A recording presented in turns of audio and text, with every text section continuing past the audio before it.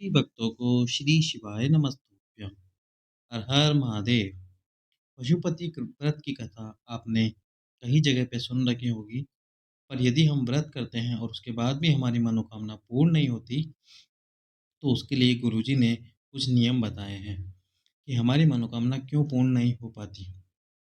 जैसे हम पशुपति व्रत करते हैं, पर हम पशुपति व्रत करते समय वह विश्वास मन में नहीं ला पाते जो कोई और हमारे बताने पर पशुपति व्रत करता है। उसकी मनोकामना तो पूर्ण हो जाती है, पर हर हमारी मनोकामना पूर्ण नहीं हो पाती। तो गुरुजी ने कहा है, जब भी आप पशुपति व्रत करें तो अपने मन में विश्वास अवश्य रखें कि ये मेरी मनोकामना अवश्य पूर्ण होगी। पशुपति व्रत में साथ ही साथ गुरुजी ने पशुपति व्रत की जो कथा बताई वह हम आपको बता रहे हैं। पशुपति व्रत 5 सोमवार का होता है, जैसे कि आप जानते हैं। जिस सोमवार से आप व्रत शुरू करें, उस सोमवार को सुबह स्नान आदि करने के बाद में पूजा की पूजा की थाली मंदिर में ले जाकर भगवान शंकर की पूजा करें। उसके बाद में पूजा में आपको कोई विशेष सामग्री नहीं लेके जानी है। जो आप हमेशा लेके जाते हैं वही सामग्री ले जाइए, और सामग्री उतनी लेके जाना जो कि आपको शाम को भी काम में आ जाए। शाम को आपको अतिरिक्त कोई सामान नहीं रखना है। शाम के समय बस आपको 6 दीपक और जो आप भी मीठे का प्रसाद बनाएंगे वही रखना है। थाली को आपको पूजा करने के बाद में थाली आपको घर ले जाकर रख देनी है, उसको धोना नहीं है। शाम के समय 5 दीपक लेने हैं। फिर आटे के हो सकते हैं या मिट्टी के दीप, जो भी आपको सही लगे। लेकिन दीप यदि आप पहले सोमवार में मिट्टी के ले रहे हैं तो पाँचों सोमवार में मिट्टी के लेना, और यदि आटे के ले रहे हैं तो पाँचों सोमवार आटे के दीप लेना। उसके बाद में उन दीपों में घी डालकर और लंबी बाती लगाकर, गोल बाती मत लगाना, क्योंकि भगवान के लिए जो बाती लगती है वह लंबी बाती लगती है, और जो देवी देवी के सामने बाती लगती है वह लंबी बाती लगती है, और जो भगवान के सामने लगती है वह गोल बाती लगती है। तो आपको गोल बाती लगानी है और उसमें घृत डाल लेना है, घी डाल लेना है। साथ में कुछ मीठे का प्रसाद बना लेना है। तो कुछ भी हो सकता है, हलवा हो सकता है, खीर हो सकती है। और बाहर से प्रसाद मत लाना। घर में प्रसाद बनाओगे तो बाबा जल्दी आपकी मनोकामना पूर्ण करेंगे। प्रसाद बना लेना है। अब शाम के समय आपको कोई अतिरिक्त सामान नहीं रखना। यदि आप जो जल लेकर गए थे सुबह, उस कलश में जल ना हो तो थोड़ा सा अतिरिक्त जल डाल लेना। शाम को अभिषेक भी नहीं करना है, बस जल का छींटा मारना है। जल का छींटा मारने के बाद में जो आपकी थाली में पूजन सामग्री हो, बेलपत्र, धतूरा, वे सभी भगवान शंकर को चढ़ाकर वे सभी भगवान शंकर को चढ़ाने के बाद में आपको प्रसाद भगवान शंकर के सम्मुख में रख देना है। जैसा कि आप स्क्रीन पर देख रहे हैं, आपको प्रसाद भगवान की पीठ पर यानी कि माता पार्वती के हस्त कमल पर नहीं रखना है। प्रसाद को आपको भगवान के सम्मुख में रख देना है। प्रसाद रखने के बाद में आपको जो 6 दीपक है वे थाली से उतार कर रख लेने हैं। जहाँ भी आपको उचित स्थान लगे उस स्थान पर रख लेना है। 6 दीपक बाहर रखने के बाद में आपको इस प्रसाद के 3 हिस्से करने हैं। प्रसाद आपको प्रसाद के हिस्से घर से करके मत जाइएगा। प्रसाद के 3 हिस्से आपको भगवान के सम्मुख में ही करने हैं। उस प्रसाद के 3 हिस्से कर दीजिए। साथ में एक विशेष बात, यदि आपने प्रसाद बनाया है तो प्रसाद पूरा मंदिर में लेकर आना है। ऐसा मत करना कि आपने प्रसाद बना दिया, आधा प्रसाद घर पर रख आए कि भाई हमारे घर वाले खा लेंगे। यदि आपने ऐसा किया तो उस प्रसाद के 2 हिस्से हो जाएंगे, और फिर भगवान उस प्रसाद को स्वीकार नहीं करेंगे। जितना प्रसाद बनाया है वह पूरा आपको लेकर आना, इसलिए इतना ही प्रसाद बनाएं जितना कि आप मंदिर में ला सकते हैं। और साथ ही साथ जो आप 2 प्रसाद के 3 हिस्से करेंगे, उसमें से जो 2 हिस्से करेंगे उन 2 हिस्सों को आपको अलग-अलग रखना है। यानी कि आपको, या अगर मंदिर में कोई प्लेट मिल जाए तो उस प्लेट में रख लेना, और यदि ना मिले तो अपने घर से ही कोई प्लास्टिक की वस्तु ले जाकर उसमें रख देना। और रखने आपको उन दोनों प्रसाद को अलग-अलग है। एक ही दोंदे में यानी कि एक ही कटोरी में उन दोनों प्रसाद को मत रखना। और उसके बाद में जब आप प्रसाद के 3 हिस्से कर दें, तो 3 हिस्से करने के बाद में आपको दीप प्रज्वलित करना है। सबसे पहले जो पहला दीप आप प्रज्वलित करेंगे, उस दीप पर आपको आपकी मनोकामना बोलनी है। साथ ही साथ भगवान से प्रार्थना करनी है कि हे महादेव, मैं ये पशुपति व्रत आज से प्रारंभ कर रहा हूँ या कर रही हूँ। मेरे इन 5 व्रतों को स्वीकार करना। यदि कोई त्रुटि हो जाए तो उस त्रुटि को क्षमा कर देना भगवान, और मेरे 5 व्रतों को पूर्ण कराना।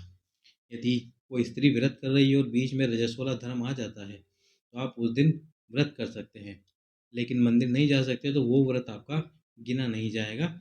जिस व्रत में आप मंदिर गए हैं, 6 दीप लगाए हैं, वही व्रत आपका गिना जाएगा। साथ ही साथ में यदि पति और पत्नी दोनों एक साथ व्रत कर रहे हैं तो उन दोनों की थाली अलग अलग जाएगी। एक ही थाली में दोनों सामान नहीं लेके जा सकते। प्रसाद भी उनका अलग ही बनेगा।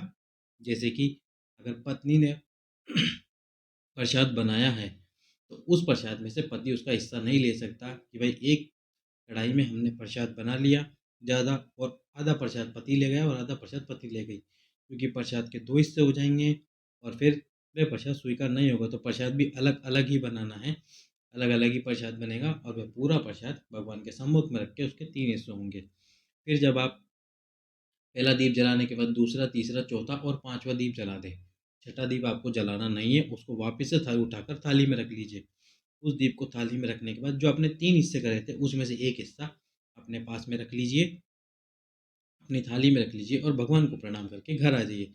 घर आते समय जब आप घर में प्रवेश कर रहे हो तो घर में प्रवेश करते समय जो आपका सीधा हाथ हो यानी कि दायां हाथ, राइट हैंड साइड पर आपको जो छठा दीप आप लेके गए थे उसको प्रज्वलित करना है, उसको जलाना है। जैसे कि आपका ये घर है और ये आप घर में प्रवेश कर रहे हैं, तो प्रवेश करने से पहले ही गेट खोलकर आपको उस दीप को इस स्थान पर रखकर प्रज्वलित करना है, जला देना है, और यहाँ भी आप आपकी मनोकामना बोल सकते हैं। दीप प्रज्वलित करने के बाद में घर के अंदर प्रवेश कर जाइए। जो आप प्रसाद जो आप प्रसाद मंदिर से लेकर आए थे उस प्रसाद को किसी को भी नहीं देना है। जिसका व्रत है केवल वही उस प्रसाद को ग्रहण करेगा। छोटे बच्चे भी हो घर में, उनको भी वह प्रसाद नहीं देना है। केवल जिसका व्रत है उसी को वो प्रसाद ग्रहण करना है।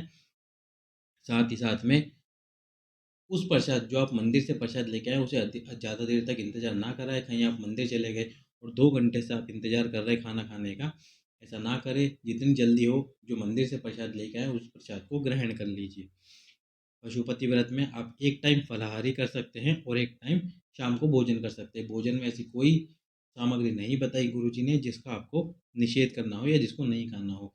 जो आपके घर में खाना बनता है उस खाने को आप खा सकते हैं। साथ ही साथ में एक टाइम फलाहार कीजिए, एक टाइम भोजन कीजिए। इस प्रकार 5 व्रत पूर्ण कीजिए। जो 5वां व्रत हो आपका जिस दिन, उस 5वें व्रत वाले दिन आप जैसे आप पूजा कर रहे हैं 4 व्रत में उसी प्रकार पूजा कीजिए। भगवान के सामने प्रसाद रख दीजिए, उसके 3 हिस्से कर दीजिए, दीप प्रज्वलित कीजिए, और दीप प्रज्वलित करने के बाद में एक श्रीफल जिस पे आपको मूली का धागा लपेटना है, एक श्रीफल लीजिए, उस पर मूली का धागा लपेट दीजिए।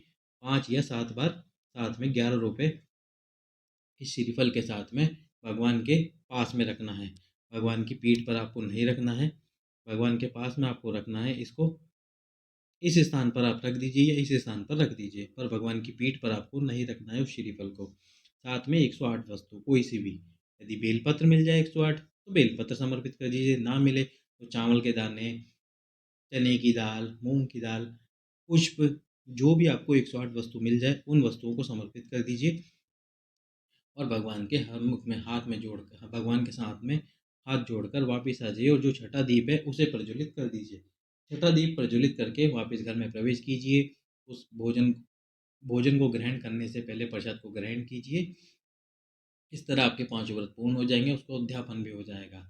अब यदि आपने व्रत किया और आपकी मनोकामना पूर्ण ना हुई हो और आप चाहते हैं कि मुझे फिर से व्रत करना है, तो व्रत के यानी कि एक पशुपति व्रत समाप्त होने के बाद में आपको कम से कम 1 महीने का इंतज़ार करना होगा। उसके बाद ही आप फिर से पशुपति व्रत शुरू कीजिए। ऐसा नहीं कि कल आपने पशुपति व्रत का एक सोमवार को आपने पशुपति व्रत समाप्त करा, उद्यापन करा, और अगले सोमवार को आप फिर से पशुपति व्रत शुरू कर दें। तो ऐसा ना करिएगा, क्योंकि गुरुजी ने भी कहा है कि क्या पता आपके कर्मों की फाइल बहुत मोटी हो जिसको हटाने में भगवान शंकर को टाइम लग जाए। तो कम से कम 2 या 3 महीने का इंतज़ार कीजिए या 1 महीने का तो इंतज़ार कीजिए। उसके बाद फिर से पशुपति व्रत शुरू कीजिए, और दिल से कीजिएगा पशुपति व्रत, विश्वास रख के कीजिएगा। आपकी जो मनोकामना होगी बाबा अवश्य पूर्ण करेगा। सभी भक्तों को श्री शिवाय नमस्तु।